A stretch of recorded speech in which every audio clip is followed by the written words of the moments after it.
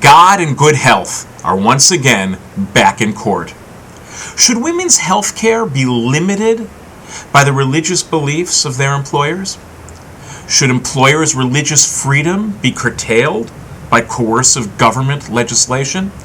Well, depending upon your politics, one of those is probably the driving question that you're asking in the Hobby Lobby case being argued before the Supreme Court this week.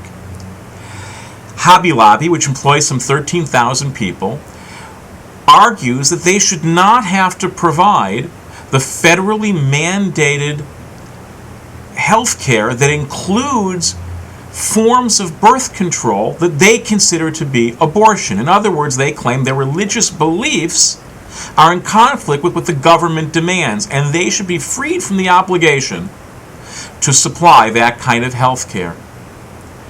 Well, if you tend to think that's necessary, you probably think their beliefs are wrong. If you tend to think their beliefs are right, you probably don't care about what it does to women's health care. I want to suggest that instead we should think about this differently. If it seems obvious to you that the government should be able to do this, to demand that Hobby Lobby pay for insurance that includes the possibility of forms of birth control they consider to be abortion, if it seems obvious to you, that's okay. Could it be because you confuse freedom of religion with freedom of worship? I think a lot of people who are opposed to Hobby Lobby is because they don't understand that the freedom of religion is not just about the right to worship as you want, but to live out your faith in every part of your life. On the other hand, if it seems obvious to you that forcing Hobby Lobby is clearly wrong and unconstitutional, is that because you may be confusing freedom of religion with the freedom to force other people to live according to your religion?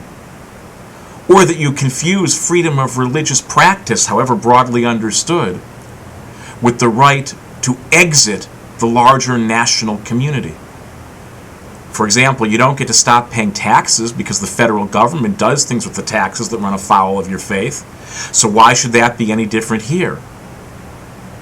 I guess the point is that this seems like a moment not to question each other's premises, but to question our own. This is a thorny problem, to be sure, but what we know with the toughest questions, the new answers we seek rarely come from grilling the other person about what they believe. The new solutions we seek typically come when we question our own premises and look for more creative ways to honor our own integrity while being open to the integrity and the needs of those with whom we disagree.